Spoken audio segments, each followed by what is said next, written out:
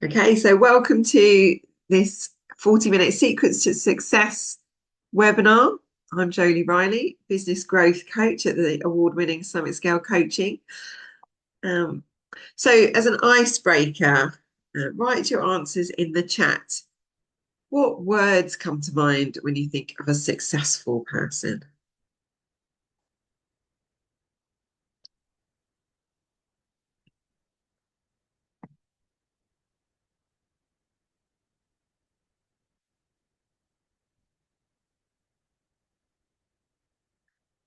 Like it, determined, winner. Yeah, so some of the ones I thought of were money, awards, promotion, these types of things. Okay, and who comes to mind when you think of a successful person? Answers in the chat.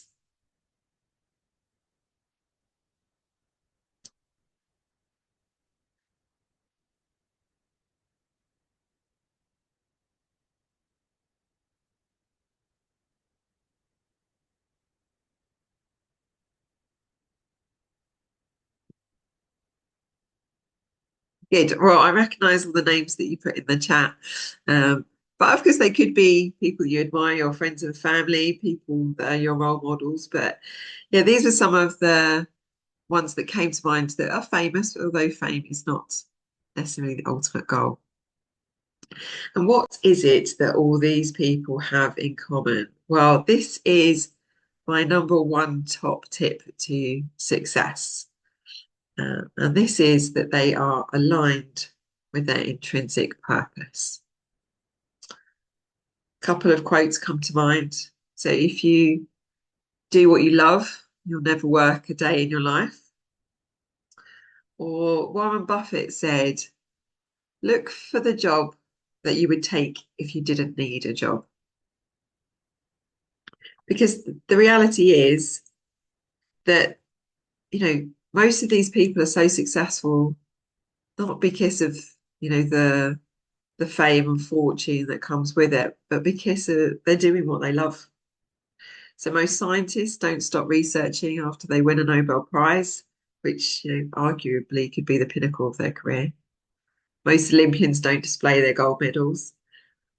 And I remember when I started working in the city and hearing about multi-million pound bonuses, I remember thinking, why do they still work? Because money is just the byproduct. They're chasing a dream and then the money comes. So if this is the case, why aren't more people, multimillionaires? Right? And that's actually because most people aren't doing what they love doing. Actually, the recent survey that I've read said 90% of UK workers are unhappy at work. And even if you look globally, a lot of the reports state, over half of people are disillusioned, disenfranchised, disenchanted by the job that they have. And I'm on a mission to help people become more successful and have a more fulfilled life. And I think if you can work out what your intrinsic purpose is and then align yourself better with that, that is the top secret to success. So one way that you could do that is to use uh, this type of analysis tool. Feel free to take a screenshot or draw out these 4 different boxes. So what do you love? What does the world need? What are you paid for? And what are you good at? And you can do this as an offline exercise. I'm just going to talk through it. So, and I think, I wish I'd had this when I was leaving university and considering my career, because what I really loved at that time was scuba diving, but I kind of knew that you couldn't really get paid for it. And I also wondered if I did it as a career, whether I would still love it after having to get up every morning at silly o'clock to pump tanks and dealing with the public, etc. But I think I chose to go into software engineering because I was good at it. I knew you could get paid well for it, and back then it was Y2K, Millennium Bug, and the world really seemed to need good technologists. But I'm not sure that I really loved it, and probably hence why I, over time, pivoted out of being a computer programmer. But of course, you can do this exercise at any point, either to figure out what you want at a pivotal point in your life, if you want to change careers or change your life. But you can also just do it to be able to see how could you better align what you do in the current role you're in to enjoy it more. But we are going to do an exercise now. We're on to our first exercise. So what I want to introduce first is this concept of flow. You might have heard of flow before. So the origins of it are a psychologist called Mihai Csikszentmihalyi. He was trying to uncover the secret to happiness. And in his observations, he noticed that there are times when people are in flow. What he meant by that was a highly focused mental state conducive to productivity. So in flow, time disappears. You might forget what to eat. It's quite euphoric. You don't want that moment to end. And you're totally absorbed in what you're doing. So you could be playing a cello. You might be, in a rock band.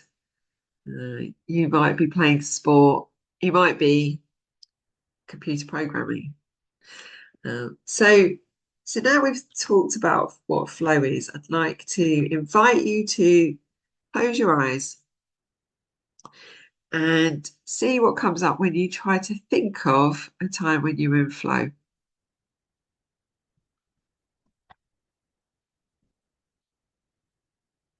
And really try to immerse yourself. How did that feel? What were you doing? What was your facial expression? What can you hear? What do you notice about how connected you feel? Is there a smell that you associate with that moment?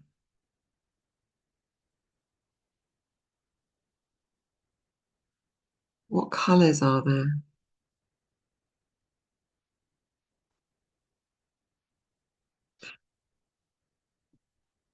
And now coming back, I'd like you to now write on that piece of paper. What is it about that time when you're in flow that allowed you to be in flow? What were the circumstances?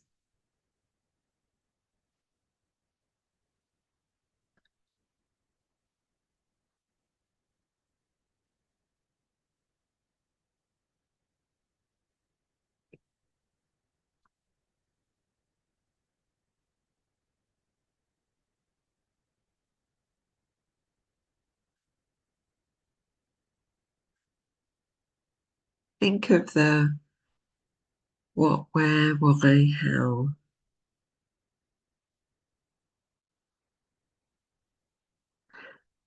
Also, what was important to you about that time?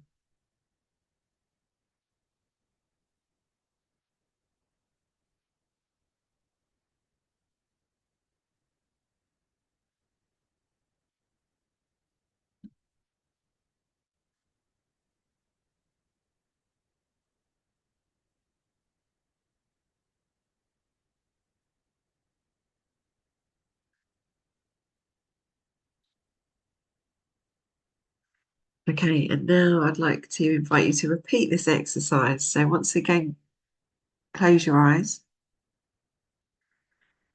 And I want you to think of another time when you're in flow.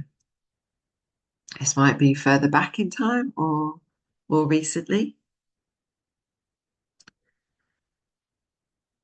Don't think about it too hard. Whatever is coming up for you, listen to that. And again, really try to immerse yourself. Imagine you're back there in the flow. Really visualize what you were doing, what you were wearing, what you can hear, what you can see, what you could feel.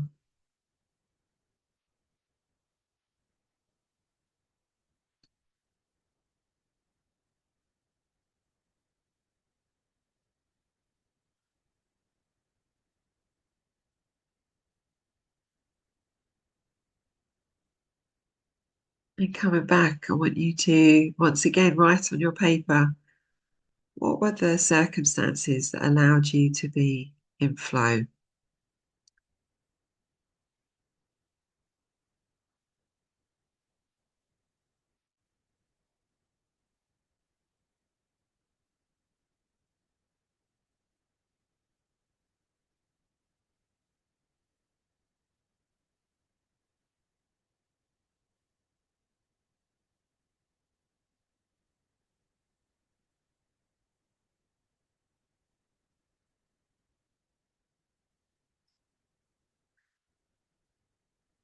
And I want you to now start to look at the two different scenarios. And are there things that correlate between those scenarios?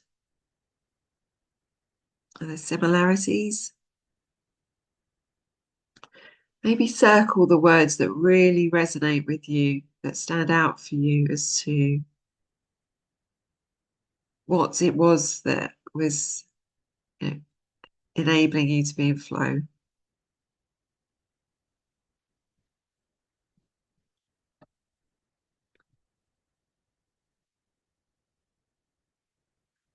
Is there something surprising to you there that if you'd maybe logically thought about what your values were,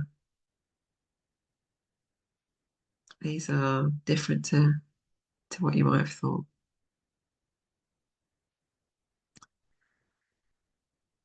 Okay, so just coming out of that exercise, this is a way that you can try to find your intrinsic purpose and your values and the things that are, deeper inside of you that mean things to you. Because often things like money and status are not necessarily the end goal, but are, the result of working using your intrinsic purpose. Practical applications of understanding what your values are. So if you're a business owner, being able to articulate that to employees. Maybe when I was interviewing people to work for me, it was the number one question I'd get asked in an interview is, what's the culture like? And having a clear set of definitions as to what culture is like within a company was really important. I think it's uh, culture is something that you can't create. You can't logically think, what would I like the culture to be? It's actually something that is genuinely comes from the owner of a business and will trickle down through the company. And because if your employees are not necessarily aligned with that value, that set of values, then they either won't be as productive as they could be. Ultimately, they'll leave. Um, And if you're an employee, it's really important that you know your values as well when you're evaluating where you should work and which customers you want to work with. So that was secret number one. Make sure that you are aligned with your intrinsic purpose. So moving into secret two, this is a healthy attitude to failure. Thomas Edison famously said that he hadn't failed, he just found 10,000 ways in which it wouldn't work.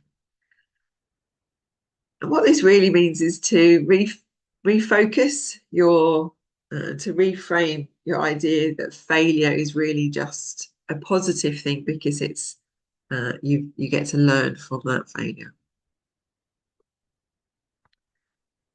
Because most people think that it's very binary that you can win or you fail. But actually, successful people know that failure are just stepping stones on the way to winning. Now, some of you might know I'm an avid skier, and when I go skiing, Often the bars will have videos up of all these amazing tricks that people do. But I actually really like it when they put the outtakes video up. And it's not because I'm like sadistic and I love seeing people hurt themselves, but actually it's because it's a really good reminder that for every triple somersault that someone does, they did that 100 times and failed at doing it before they perfected that.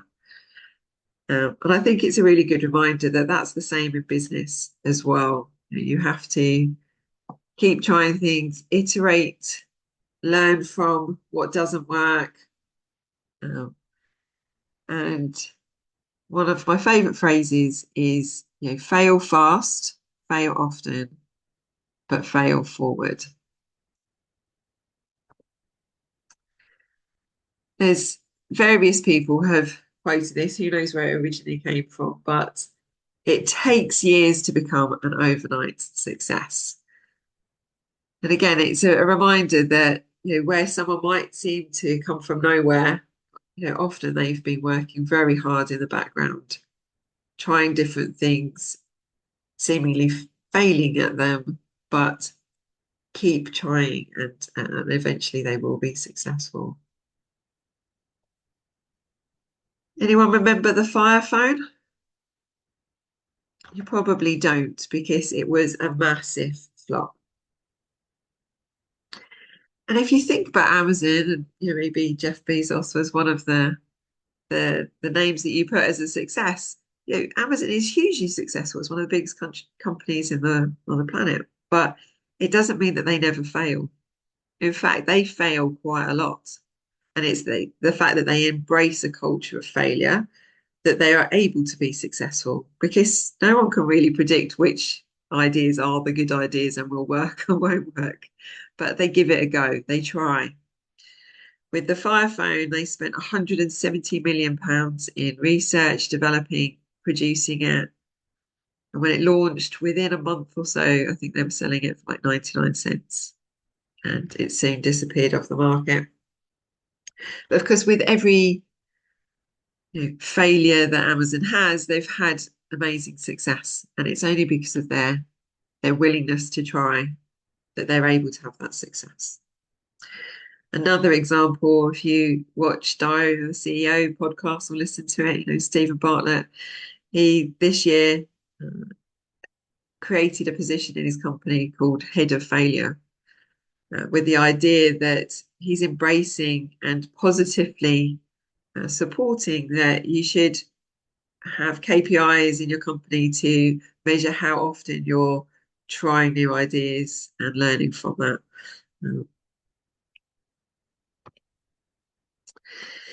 Because you certainly miss 100% of the shots that you don't take.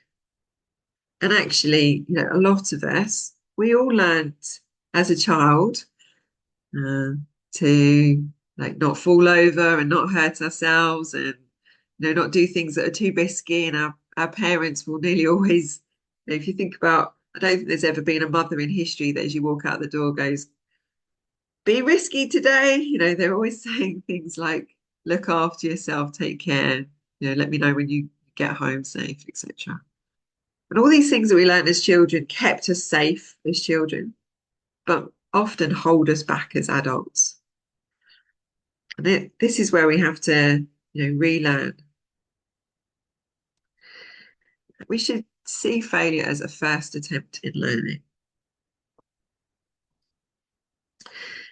I'm going to tell you a quick story, a Taoist fable, and then we'll get on to our next exercise. So bear with me on this one. So this fable is that there was a farmer and he had a stallion and he took it to the next village and entered it into a prize and he won. And all the villagers said, that's great news. That's amazing. Well done, you won. And he said, let's see. And the local thieves heard about this stallion that had won the prize and came and stole it. And all the villagers said to the farmer, oh my God, that's terrible. You lost your prize stallion. That's really bad.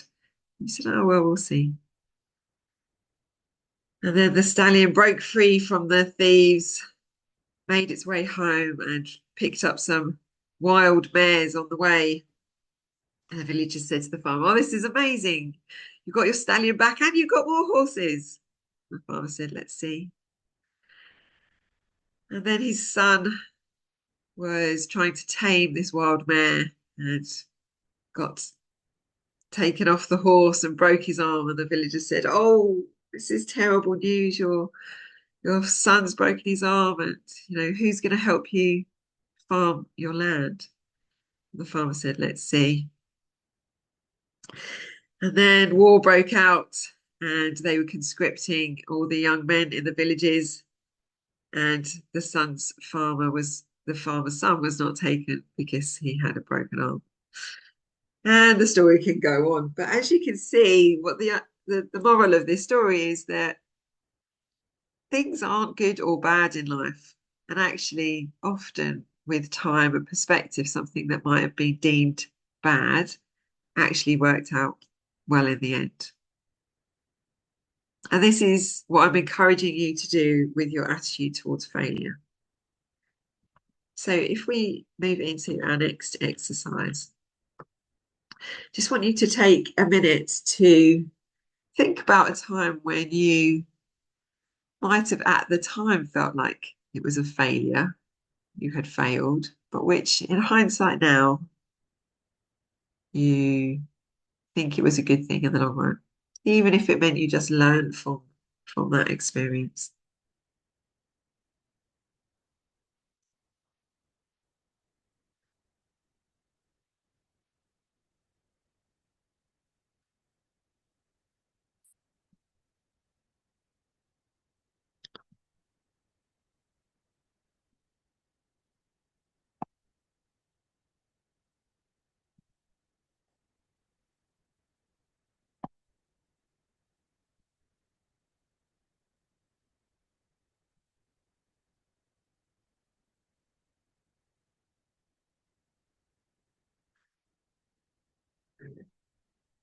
Okay,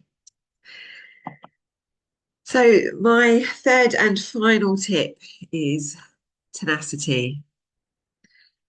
Tenacity is about never giving up. Go over, go under, go around, go through. This is really about grit. And this might seem contrary to the advice in secret number two, which is to fail fast. And now I'm telling you to never give up. But they're not conflicting advice. And I think the way to look at it is that if in secret number one, you understand your intrinsic purpose and you've got a very clear vision of a goal of something you want to achieve, secret number two is where you might fail in terms of the path that you take to get there. You might change direction, you might iterate. Now, I worked in project management for years. I know that the project plan that you originally come up with is never the one that actually you took, because you can't ever plan for everything and every eventuality along the way. And in fact, you learn along the way and therefore adapt and evolve. So it's a little bit the same as like if you've got some goal you're working towards, tenacity is about grit to get to that goal.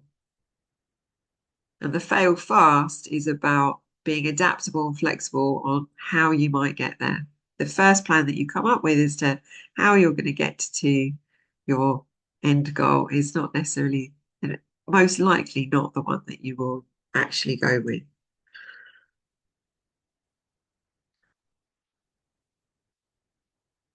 Motivation will get you started, but discipline will keep you going.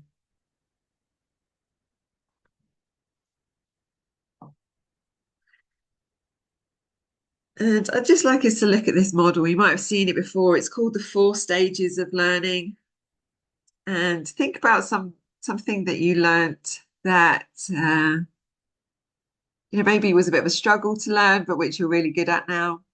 I like to think of driving a car. Most people can relate to that. So when you learn to drive a car, you start off in stage one, which is you're unconsciously incompetent. So, know, you can't drive a car, but you're not aware of it. Most people, when I was a kid, I got into a car. I remember asking my mum to let me drive to school via like the most dangerous roundabout on the way on my 17th birthday because I just thought I could jump in and it would be really easy. And having a big argument with her about that. But of course, as soon as I did get into a car and I realized that I had to change gear and moderate my speed and uh, look in the mirror and turn the steering wheel all at the same time, I very quickly moved into stage two, which is conscious incompetence. So I knew I wasn't very good at it. I was very aware of that. And so stage two, you stay in that a lot longer. This is where you're learning the skills. You might have a driving lesson and it goes really well and you're on top of the world. Then you have another driving lesson and it was awful and you nearly crashed and you think, oh, well, I didn't want to do this in the first place. And this is much tougher than I expected. And this is true of anything that you ever learn, whether it's starting a new job, setting up a business, learning a new sport. Like I said, in stage two, uh, because it's such an emotional roller coaster, if you don't have tenacity at that point, it'd be really easy to just run away and go and give up. But actually, with tenacity and grit, you will be able to persevere and get through it and get to that hallowed ground when you've passed your test and you're out driving on your own and you feel amazing and that's conscious competence. The funny thing with this model, obviously, is that when you get to stage four and you probably now drive a car somewhere, you definitely don't high five yourself at how great your gear change was or how well you navigated there. You probably don't even remember how you drove there. You just did it. Um, so the final exercise is I want you to think of um, a goal that you've got and try and make it as smart as possible as an acronym of specific, measured, achievable, realistic, time boxed. Maybe make it smart with the extra S on the end, which is stretching. What commitment do you have to strive for that goal? What do you commit to doing to put you on the right pathway?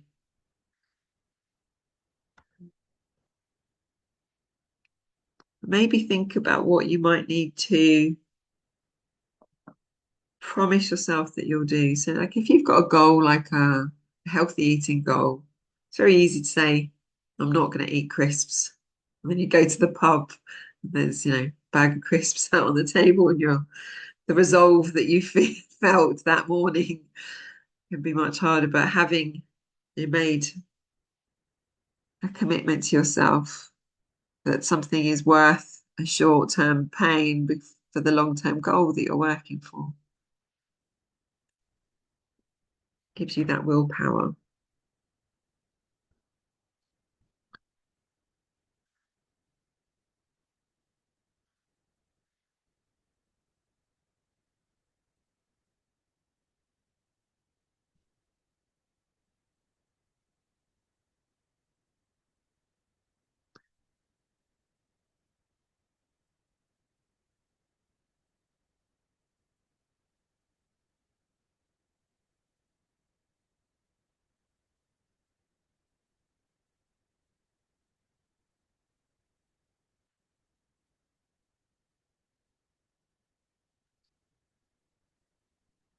So just to round off, just to recap, we talked about three different secrets to success. So one is make sure that you are aligned with your intrinsic purpose. Secret two is a healthy attitude to failure, flexibility, making sure that you're not avoiding doing something because of your fear of failure. And secret three is to be tenacious to achieving your goals. So I have a hard stop in 5 minutes, but if you know coaching is something that you would like to pursue further, then feel free to book in a meeting with me. We can discuss it and I can answer any questions. You're probably in three different places right now. Or one of three places. So either you're like, hey, I'm good at this. I got some tips. Thanks. Or number two is, hey, I'm pretty good at this, but I've got a question or two, in which case, please book some time with me. Or the third place is you're going, you know what, I need some help with this. I'm struggling in this. And again, book some time with me and I can talk you through how I might be able to help you with that. Thank you very much. Thank you.